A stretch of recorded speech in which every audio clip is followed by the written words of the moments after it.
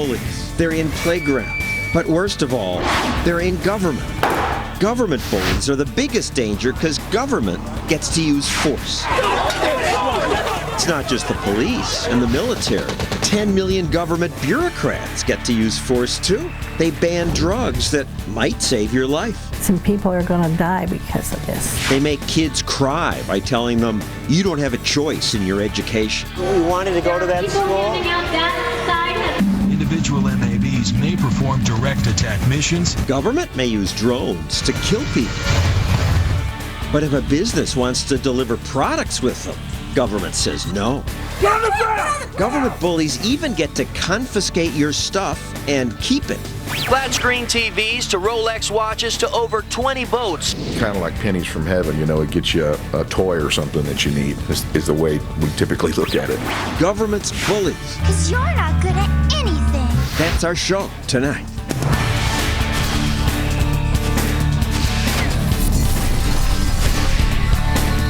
And now, John Stossel. We start with the FDA, the Food and Drug Administration. Thank goodness for the FDA, the careful government scientists. They make sure that greedy drug companies don't sell us dangerous drugs or drugs that don't work. One drug company said the drug thalidomide would cure morning sickness in pregnant women. And it usually did. But then some women who took thalidomide gave birth to children with no arms or legs.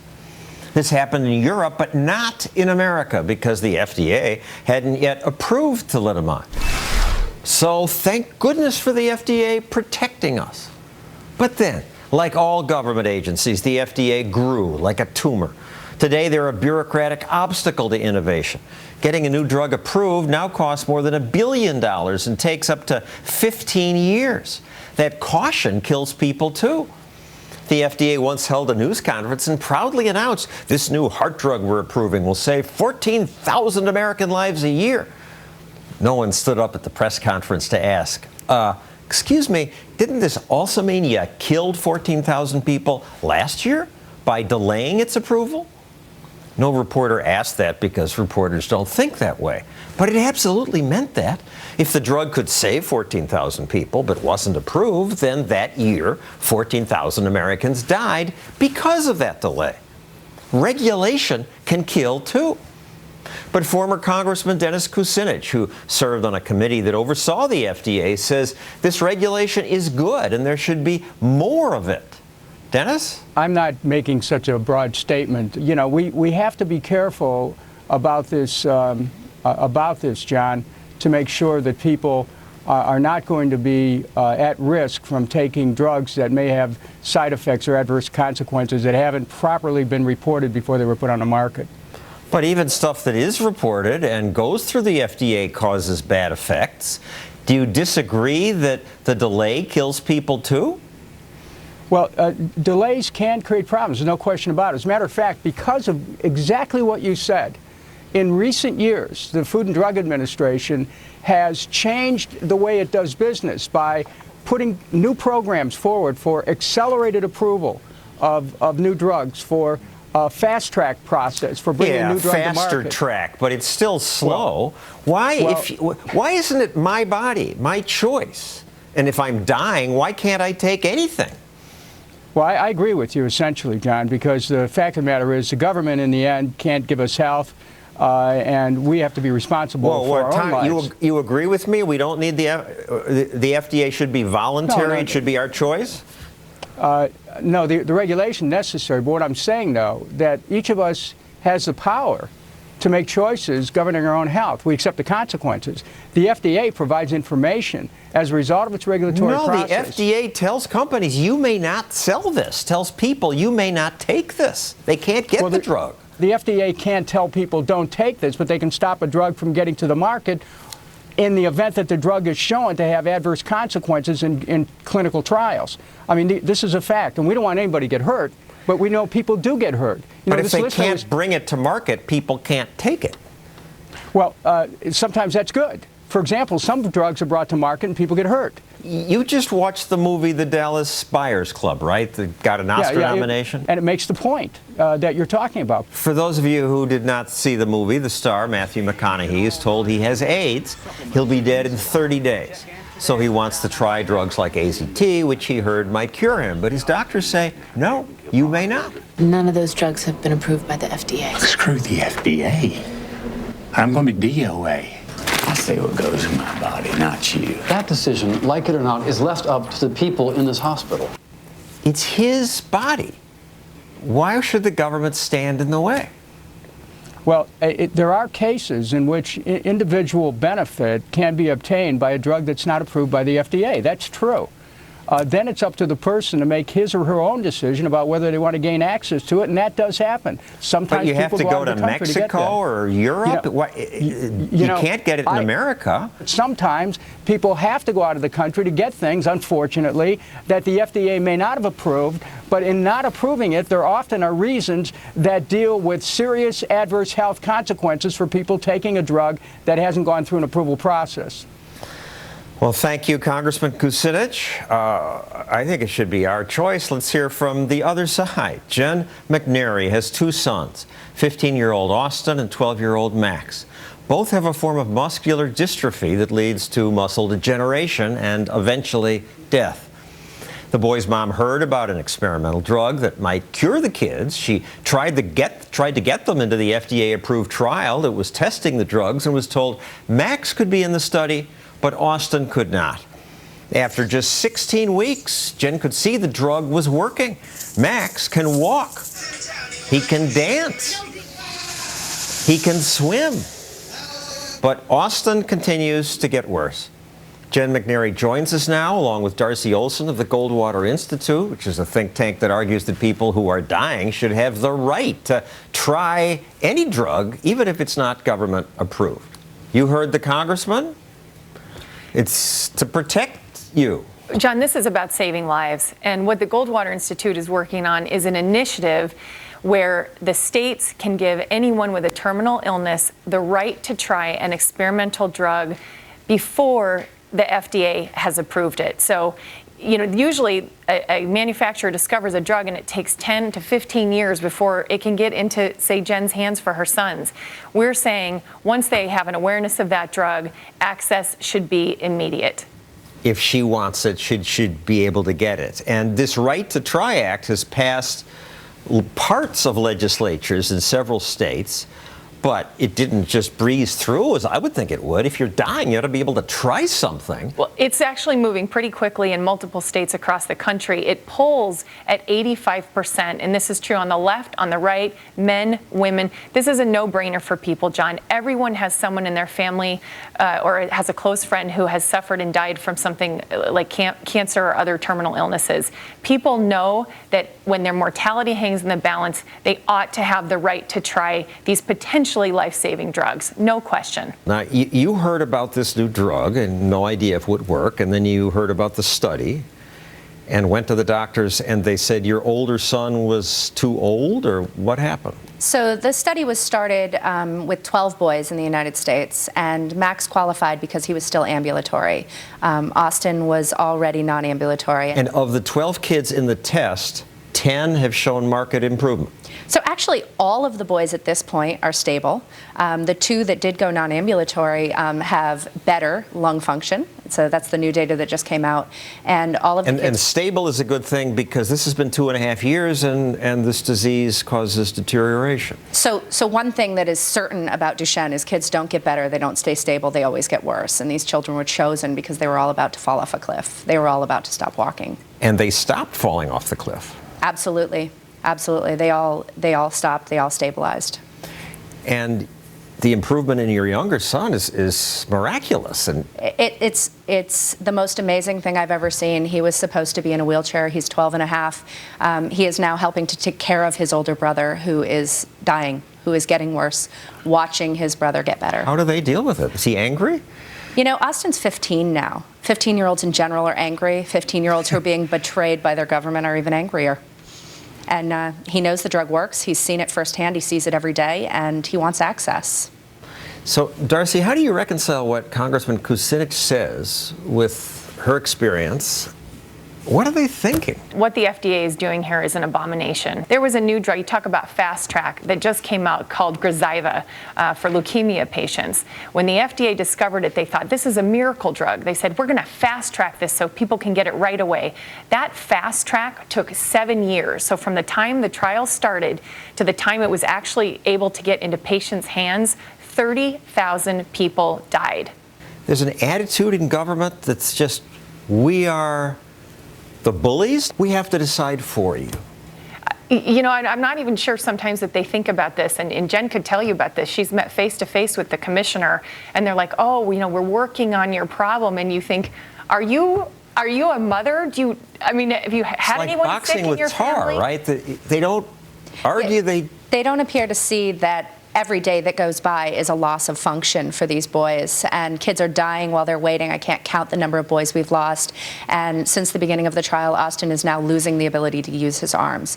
2.5 years of a fully, completely safe and effective drug that met all its endpoints. There isn't a single side effect. So talk about, you know, the FDA protecting you. There is nothing to protect you from with this drug. There is no off-target effect, not a single one. Occasionally the doctors will argue, well, we need it to be sure if it works, a clear double-blind study. And if you can go off and take the drug, we won't be sure. Well, I mean, even double-blind studies are arguably immoral at this point. When you're talking about patients with a terminal illness, we know what will happen if they get a placebo. They will die. This is a very antiquated and immoral way of trying to test for efficacy in drugs, and it needs to stop. I would think the baseline assumption should be that we own our bodies. We should get to decide for ourselves. Government says, no, you may not. Why do Americans go along with that? Well, I'm not sure that they do, John. I think this issue is like the American debt. You know, 75% of the people say they want it solved, and Congress doesn't do anything year after year. I mean, the political system has a lot of problems, and I don't think what politicians do necessarily reflects what the people want. Thank you, Darcy and Jen, for sharing your story. To keep this conversation going on Facebook or Twitter, we're using the hashtag #GovernmentBullies. Please join the debate. Coming up, government bullies say you may not use a drone or choose where your child goes to school, but they get to take your stuff. There's some limitations on it. You know, it's actually there's not really on the forfeiture stuff.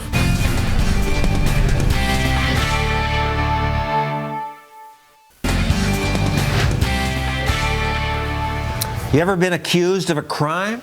At least if you're in America, the law says you're innocent unless proven guilty. Police can't lock you up or confiscate your stuff unless you're convicted. Good. But oops, some government bullies found a way around that law. For example, suppose you don't trust banks. You've got a lot of cash you keep in your car. Carrying too much cash? Police can accuse you of selling drugs or laundering money and seize it. Seize it without ever taking you to court. And police departments around the country have discovered this is a really good way to raise money. From flat screen TVs to Rolex watches to over 20 boats, you name it, they've got it. It's kind of like pennies from heaven. You know, it gets you a toy or something that you need, is the way we typically look at it. Pennies from heaven. Actually, more than $1 billion is confiscated each year. And often the police auction the stuff off, though they usually keep what they like. And this is a scam, says Ethan Thampi, who runs Americans for Forfeiture Reform. What do you mean? They're just grabbing the stuff from bad guys and saving the taxpayer money on police equipment. Under asset forfeiture, law enforcement seizes your property without arresting you, charging you, or convicting you of a crime. The guy whose stuff is taken, he can fight in court to get it back. Yes, but it's not like a criminal case. He's not entitled to the protections that you have in a criminal case. It's a civil case, and that means that government usually has the upper hand. And he has to prove that it's legally there, and that can cost him $10,000 or $100,000 in legal fees. Most people just give up and lose their stuff. Exactly, and that's why it's a revenue scam for the government. The government can seize your property, bankrupt you, or force you to give up your legal rights, your constitutional rights, and keep your money. One police department used the money to buy a margarita machine, but I gather that most of the time they're using it for police equipment. Most of the time, but this is also part of the revenue stream that finances the militarization of law enforcement, which is a concern that has been developing across the country. Now, most people, when they lose property to the police, have no idea this can happen in America. One business owner who repaired used trucks sold a truck to a man on credit, but before he was paid in full and transferred the title, the man he sold it to was pulled over and charged with driving under the influence. The businessman wasn't responsible for that, but the police kept his truck anyway. He couldn't believe it. The truck done nothing. This is my money. Why are you taking my money? I have never seen a truck drink and drive. I don't think it's the fault of the truck. And they know better. They know better? Under asset forfeiture, the government doesn't need anything but suspicion to seize your property and keep it for themselves. I like this picture of a car in Tulsa, Oklahoma, the police flaunting their forfeiture. This used to be a drug dealer's car, now it's ours. You know, Congress gave asset forfeiture to the government to prosecute the war on drugs. And this has turned into a massive revenue stream, and after 40 years of a war on drugs, we still have drugs and drug dealers. You know, the only thing we've really forfeited is their rights to property and to liberty. And the police are richer. Oh, absolutely. It's like I said, this is a multi-billion-dollar revenue stream for law enforcement. And for some political self-dealing, the prosecutor in Indiana did what? So there's this prosecutor in Delaware County, Indiana, Mark McKinney. A couple of years ago, he hired himself as an outside contractor to his prosecutor's office to do civil forfeiture, and he would keep 25% of the total on a contingency basis. He was finally caught and punished for doing that. It wasn't a very strict punishment. They only suspended his law license for, I think, 120 days and made him repay about $170,000. He should have been disbarred. He should have been prosecuted. Companies buy luxury vehicles in America and ship them to China. It's a business. Absolutely. Customs says, yeah, this is legal. But the Secret Service says, oh, no, it's not. And under that interpretation, the Secret Service says that they can aggressively use asset forfeiture to seize bank accounts and vehicles of companies that are doing no more than exporting American luxury vehicles to countries like China or Russia, where they're worth more. In this operation, they're certainly seizing tens of millions of dollars from companies that are doing nothing more than exporting vehicles. And Customs says this is legal, but yes. Secret Service wants... Yes, and you have this conflict between two law enforcement agencies, two federal law enforcement agencies, and one of them has a direct financial incentive in saying law is one way when Customs says it's not. Why is this the Secret Service's jurisdiction? Their core mission is to protect the president and the currency. And I should say we tried to ask them, and they would not talk to us about this. I love the clip that your organization, Americans for Forfeiture Reform, posted on its website showing a Missouri police chief clumsily defending civil forfeiture. There's some limitations on it. You know, it's actually there's not really on the forfeiture stuff. Actually, there's not really. It's revealing. Absolutely. The Columbia, Missouri Police Chief Ken Burton, who's talking about these pennies from heaven, what he's really talking about is money that's supposed to go to, under Missouri law, an education fund. But because he gets this federal forfeiture dollars, he gets to spend it however he wants. You know, this is a scam, and the losers are the Missouri educational system and the citizens of Missouri. Thank you, Ethan Thampy. Coming up, even the people who teach your kids to play the piano have inspired the wrath of government bullies. Why? That's next.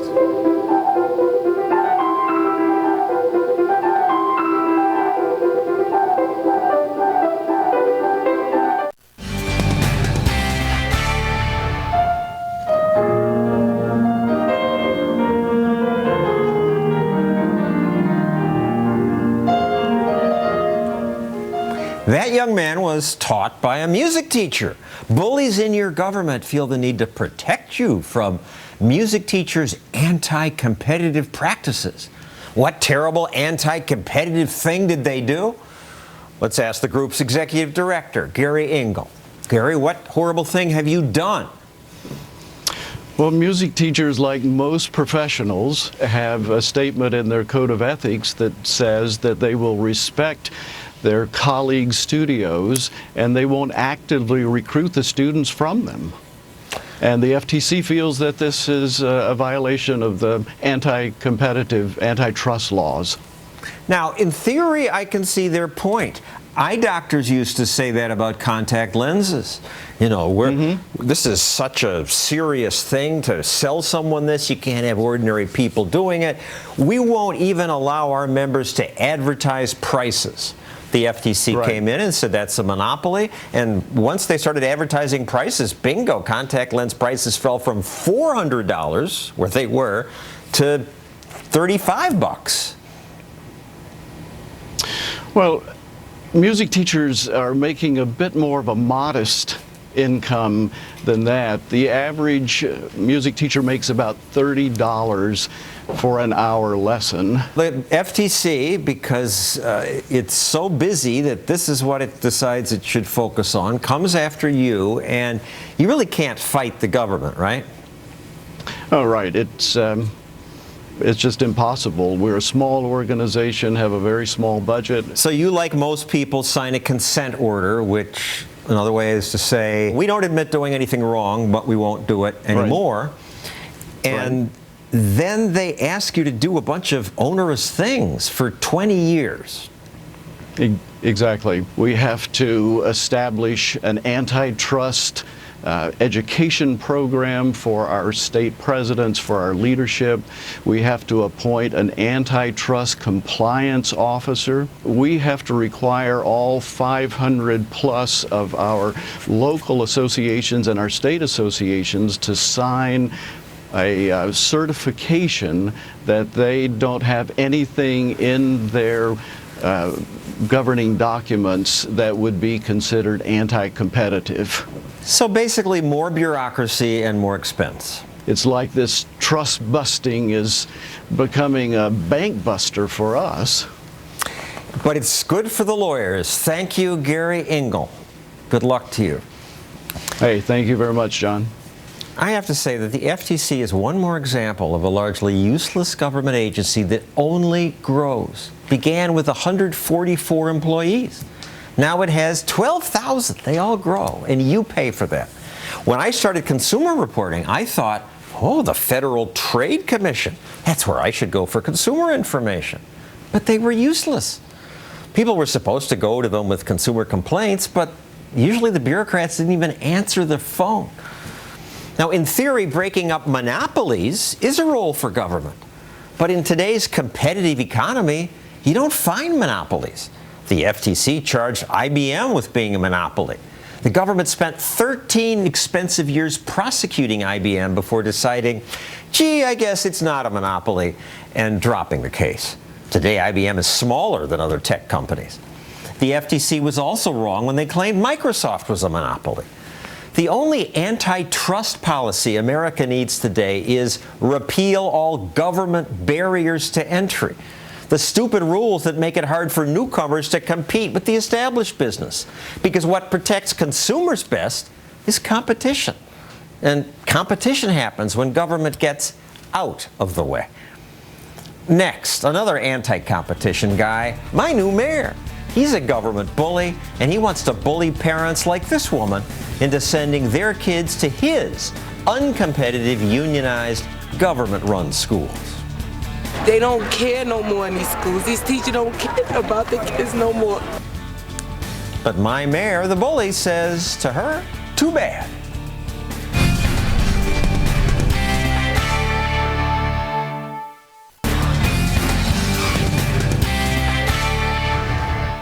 I'd like to introduce you to my new mayor, Bill de Blasio. I think he's a cruel, small-minded bully. Because to please his supporters and the teachers union, he repeatedly attacks a woman who runs charter schools. She has to stop being tolerated, enabled, supported. I have seen her schools have a destructive impact on the schools they're going into. Destructive impact. I visited Eva Moskowitz's schools. Kids there were learning happily. I challenged them, asking questions like, isn't reading and writing hard work? And they gave me answers like this. Reading is work, but it's rockin' awesome. Those charter school kids look forward to going to school in the morning. That school's doing something right. And they live in Harlem, where government-managed schools are often lousy. But after attending Moskowitz's charter schools, those kids get test scores that are among the best in the state. Kevin Chavis saw similar lousy government-run schools when he was on the Washington, D.C. City Council. Now he runs a pro-charter school group. Noah Gottbaum says both of us are wrong. He's on the board of a New York public school district, and he's a big supporter of government-controlled schools. You know, you say our mayor isn't anti-charter enough? Not enough. In the recent rollback, he rolled back 3 out of 17 charters. He allowed many others, that's true. It's not against charters. It should be, but it isn't. Why? Some of the charters do great.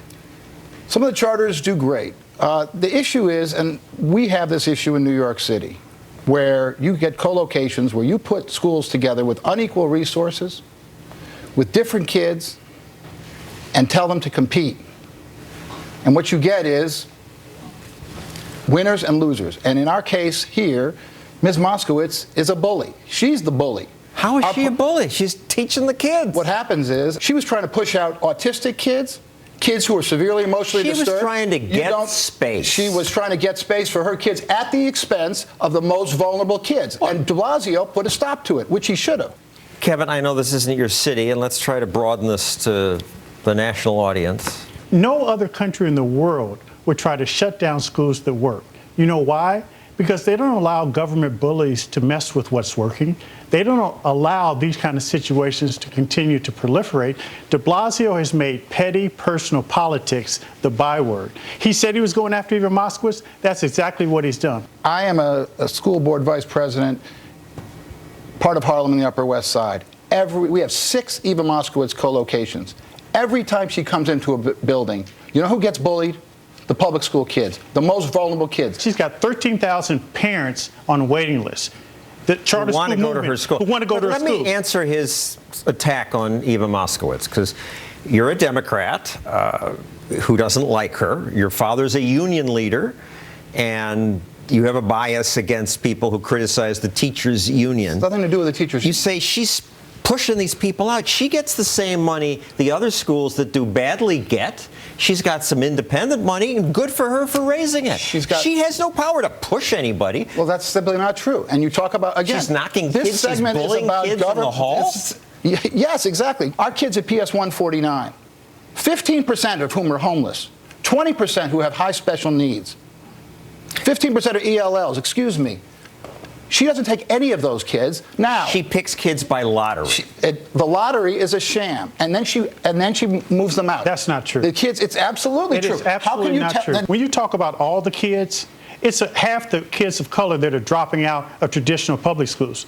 You've got a lifeline with some of these charter schools, including Democracy Prep, Harlem Village Academies, Jeffrey Canada schools. It's not just Eva Moskowitz, but let me tell you something. All of these schools are servicing kids when otherwise they wouldn't get the services they need. We need to stop this us versus them nonsense. What do you mean by talking about what do I mean by what's doing best for kids? Okay. No one lifts up the kids. This 5th grade class that she touts as the #1 in the state, which, by the way, it isn't anywhere close. She takes 1 test. But this 5th grade class that would be pushing out special needs kids and the kids at PS 149, that class started out with 100 kids. You know how many kids I got today? No idea. 51. Where do you think the other 49 went? Why do you think they're gone?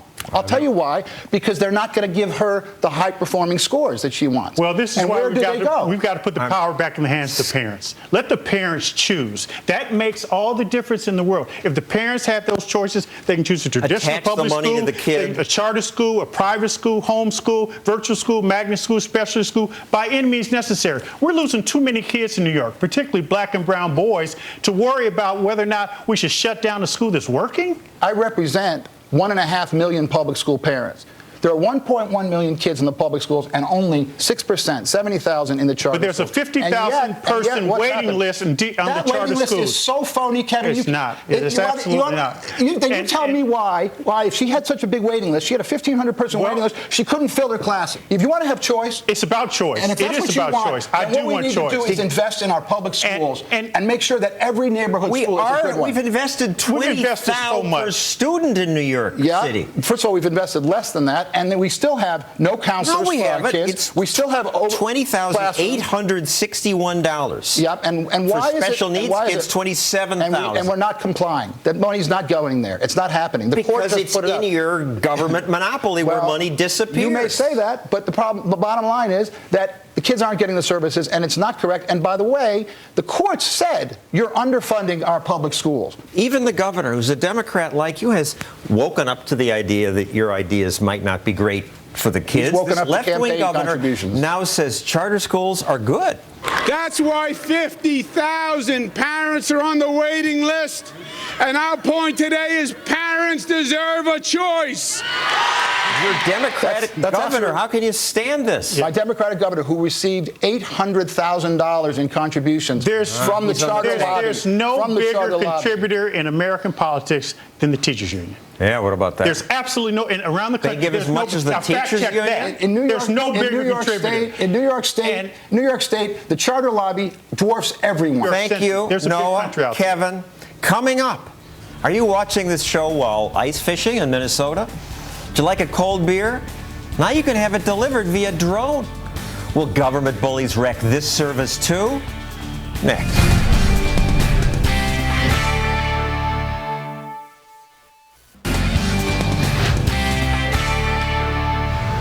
Suppose you're in a remote area and suddenly you're out of beer.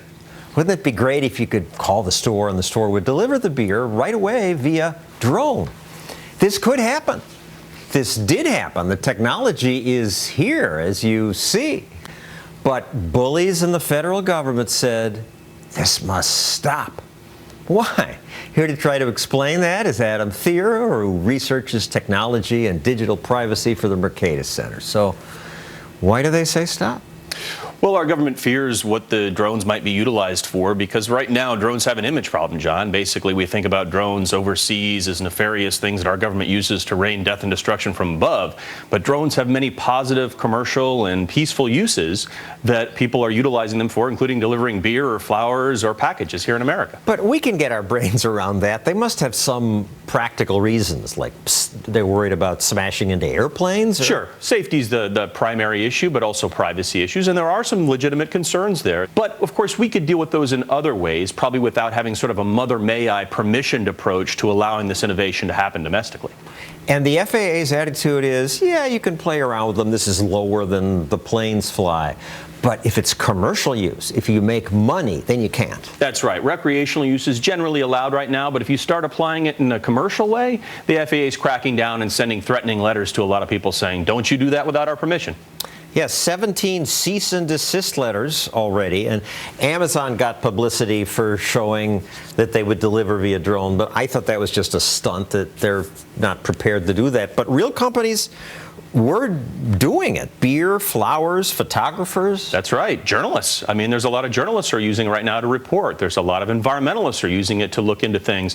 There's people who are using it for other safety purposes, monitoring forest fires or pollution, whatever else. In Michigan, a florist offered, it's flower delivery by drones. You place your order, this nice man on the phone writes down the GPS coordinates while your bouquet is boxed. A drone is fired up and then up, and away, over the trees, a couple of parking lots, to a doorstep near you. When government bullies heard about that, they ordered him to stop. And while the florist and beer delivery obeyed the FAA, I find it exciting some other people just ignored the bullies. In the Wall Street Journal, Gordon Krovitz reports that the Fresno Bee, you had mentioned newspapers, they acquired a drone for gathering news, although other news organizations got cease and desist orders. Movie director Martin Scorsese used a drone to film The Wolf of Wall Street, though the FAA went after other film companies. And baseball teams like the Washington Nationals use drones to monitor performance of players during spring training. So It's exciting when entrepreneurs say, government, we hope you don't catch us. It's kind of like Airbnb is doing with rentals. That's right. It's exciting what a lot of these entrepreneurs are doing, but let's just stick with safety, because the FAA says we're doing this for safety reasons. Well, okay, let's talk about safety. Every year, over 30,000 Americans die in vehicle crashes in this country. That's a huge number. A lot of the things they're doing are very mundane. They're going to get some medicine. They're going to pick up dinner, maybe something else. What if those things could be delivered to us with drones? We may be saving thousands of lives every year. These things are not taken into account by government bureaucrats when they're thinking only about the short-term objectives that they're assigned to deal with. That's why the law needs to change here. They think only about the possible thing that could go wrong where they could be blamed. That's right. Our brains can't imagine all the good that comes out of Exactly. If we things. spend all of our time living in fear of hypothetical worst-case scenarios and basing public policy upon them, then best-case scenarios can never come about. Innovation dies when you live in fear of hypothetical worst-case scenarios. And innovation dies when you try to obey the Bullies rules. I look at the FAA rules. Only one commercial business in the Arctic has satisfied all our requirements. You have to have certified aircraft, a licensed pilot, and approval from the FAA. And this is how basically lobbying and cronyism starts, because you have to hire armies of lobbyists to come to town to basically help you in D.C. if you want to get permission for these things. It doesn't just happen overnight, and therefore you either give up entirely or you hire people to come to D.C.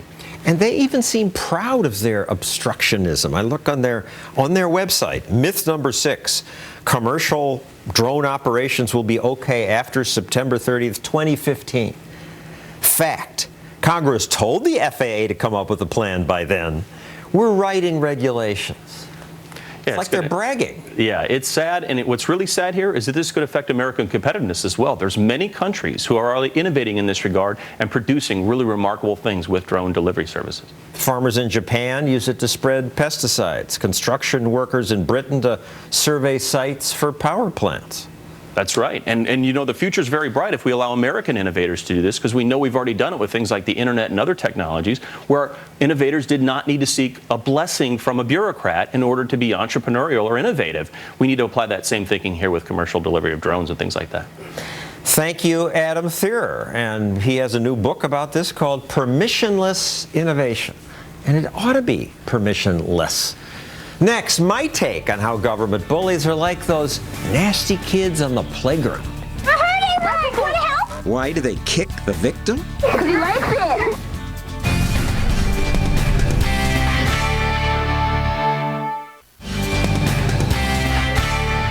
This is used to prevent an attack. Do you not find value, substantial value, in being able to prevent this attack? Senator Dianne Feinstein was quick to defend government spying until, oops, she learned that the government also spied on her. I have grave concerns that the CIA's search may well have violated the separation of powers principles embodied in the United States Constitution. Now she has concerns. It's not hard to grasp the philosophy behind her two positions. She doesn't mind if our security apparatus might be looking at your stuff. Because your stuff is but her is stuff. That's often how bullies work. They're eager to push others around if they are in the in crowd doing the pushing. You see it on the playground. Go, fat kid! Go, little shaky fat kid! When a bully abuses the fat kid, other kids do it too. Psychologists told me this is about people's wish to belong to the group that holds power. They even come to believe that the victims need to be bullied. I heard you, Mike. Want to help? Why do they kick the victim? Because he likes it. I doubt that, and I don't like being bullied either. There are only two ways to do things in life, voluntarily or through force. Government is force. We need some force, rule of law. The worst places in the world to live are countries that don't have that. An African country where you're afraid to build a factory because mobs may just steal what you make, or a dictator may confiscate the whole factory. So nobody builds and everyone stays poor. So it's good that America has government force in the form of a military that defends us from foreign attack, police that keep the peace, courts that ensure contracts are honored, environmental rules that punish polluters, And that's about it. But our government already goes way beyond that, which is why we have 22 million people working for government. 22 million. That means millions of bureaucrats who can bully us in big and petty ways. And they do. They demand drones stop delivering beer. They order this girl not to sell mistletoe. They tell Tesla that it must sell cars only through government-favored dealers. They stop the Keystone Pipeline, kill valuable futures markets like Intrade, forbid me to sell lemonade, and even punish 10-year-olds for doing what kids have always done.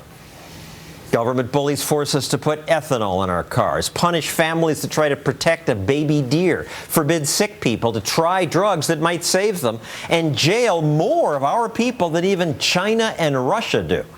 And then to pay for their misdeeds, they demand we give them nearly half our money. And to collect it, they build a tax system so complex, most of us have to hire specialists to deal with it. It is not a good thing when government is so big that it has 22 million employees. Voluntary is better than force. Free is better than coerced. We're better off when government is small and people are left free. We had this once in this country. That was what made America great. Let's try to have that again. That's our show. See you next week.